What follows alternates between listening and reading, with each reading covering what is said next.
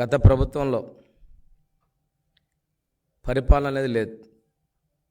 అంతా కూడా ప్రచార ఆర్భాటాలు, దోపిడీలు పూర్తిగా నిలమైపోయింది. నిన్న వరదలు వస్తే పుట్టలో నుంచి అన్ని పాములు బయటకు వచ్చాయి. ఈరోజు నూతన ప్రభుత్వం వచ్చిన తర్వాత పరిశీలిస్తూ ఉంటే నీ చేసిన పాపాలన్నీ ఆ పుట్టలో పాములు బయటకు వచ్చినట్టుగా వస్తూ ఉన్నాయి. నిన్ను నమ్ముకొని గ్రాడ్యుయేషన్స్, పోస్ట్ గ్రాడ్యుయేషన్ చేసినటువంటి చాలామంది యువత వాలంటీర్లుగా వచ్చారు. నీవు కానీ మీ సలహాదారులు కానీ మన వాళ్ళకందరికీ ఉద్యోగాలు వచ్చాయని చెప్పారు. మీరంతా కూడా నా సైన్యం అనుకున్నారు. కానీ తీరా చూస్తే నీ ఫేక్ ప్రచారం.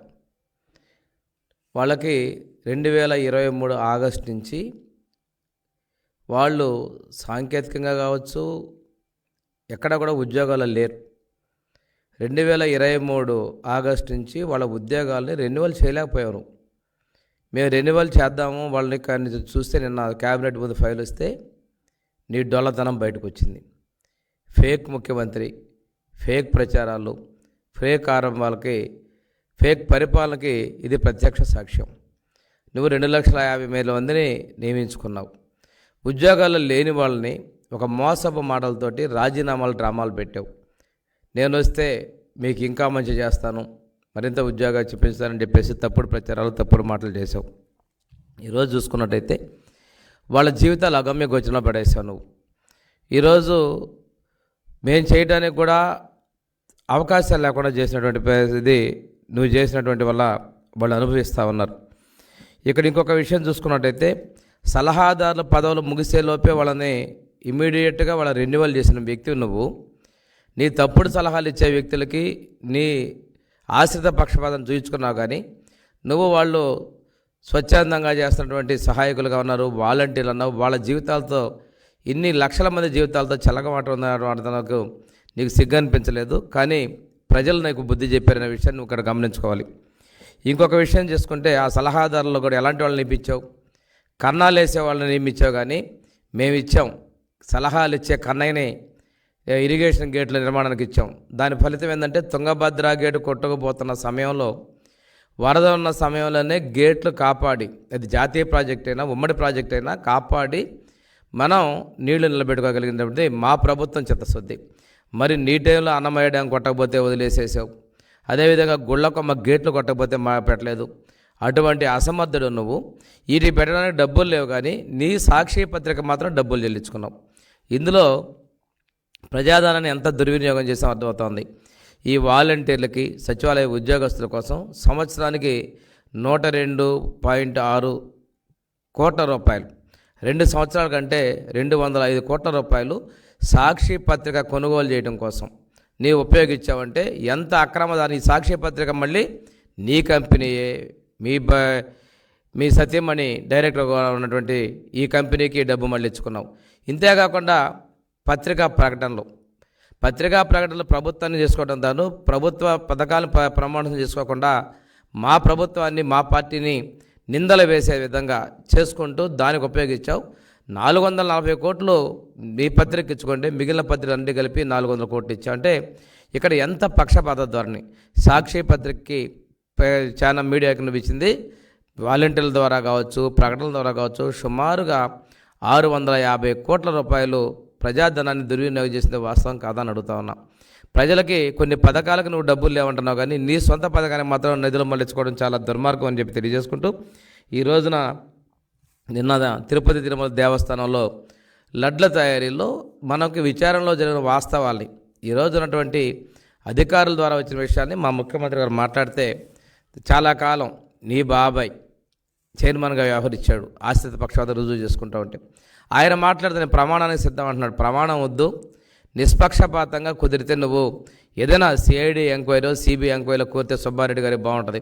నీ ప్రాంతంలో నీ ఊరి దగ్గర గేట్లు కొట్టుకుపోతే నీకు బాధ్యత లేదు. కానీ ఈరోజు లడ్డుల్లో వచ్చిన కంప్లైంట్ల ఆధారంగా లడ్డు నాణ్యత లోపించిన దానివల్ల ఇది మీరు అధికారులు చూస్తే వచ్చినటువంటి ఎక్కడి నుంచి వచ్చాయి ఏంటి ఇవన్నీ పరిశీలన చేస్తే వచ్చిన దాన్ని మా ముఖ్యమంత్రి మాట్లాడితే నువ్వు సిగ్గు లేకుండా ప్రమాణాల కోసం మాట్లాడుతున్నావు. ప్రమాణాల కనుక ఉన్నట్టయితే తిరుపతిలో చేసిన దారుణాలు ఇన్ని కాదు, ఇవన్నిటి కూడా నిగ్గుదాల్చాల్సినటువంటి పరిస్థితులు ఉన్నాయి. దాని మీద సమగ్ర విచారణకు నువ్వు కోరింటే మేము సంతోషించేవాళ్ళని కూడా తెలియజేసుకుంటూ, ఈ రోజున మీరు ఏదైతే వాలంటీర్ల విషయంలో కావచ్చు, అదేవిధంగా సాక్షి పత్రికలకు వచ్చినటువంటి అక్రమ దోపిడీ కావచ్చు, ఈరోజు నీ సేవకులు నీకు ఉన్నటువంటి సలహాదారులుగా ఉన్నటువంటి వ్యక్తులు మాట్లాడే విధానాలు చూస్తూ ఉంటే ఒక్కొక్కటి ఈ పాపాలని మిమ్మల్ని వెంటాడి వదిలిపెట్టవు.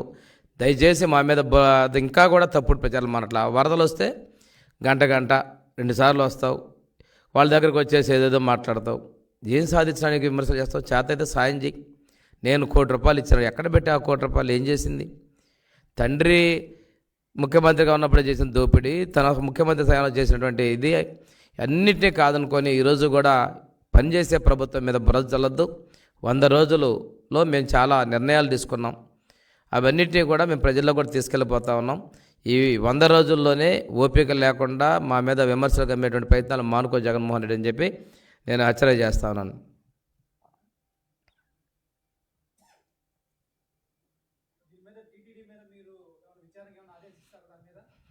తప్పకుండా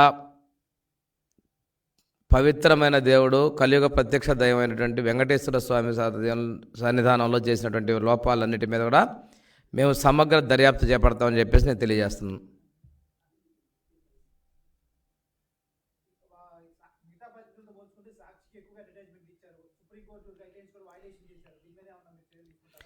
నిన్ననే క్యాబినెట్లో ఈ విలేకరులకి, మనకి వాలంటీర్లకి, సచివాలయ ఉద్యోగస్తులకి ఇచ్చారు. గతంలో ప్రతి ప్రభుత్వ కార్యాలయాలు కూడా కొన్ని అన్ని రకాల పత్రికల్ని అందుబాటులో ఉంచారు, ఉద్యోగుల కోసం కావచ్చు, అక్కడికి వచ్చే ప్రజల కోసం కావచ్చు. కానీ ఎంతమంది ఉద్యోగస్తులు అంతమందికి వ్యక్తిగతంగా ఉద్యోగస్తులకి, వాలంటీర్లకి పత్రికను జోపాలు చేసినటువంటి పరిస్థితి ఎక్కడా లేదు. దీని మీద కూడా నిన్న మంత్రివర్గంలో చాలామంది అభిప్రాయపడ్డారు. సమగ్రంగా దీని మీద దర్యాప్తు కూడా చేస్తాం.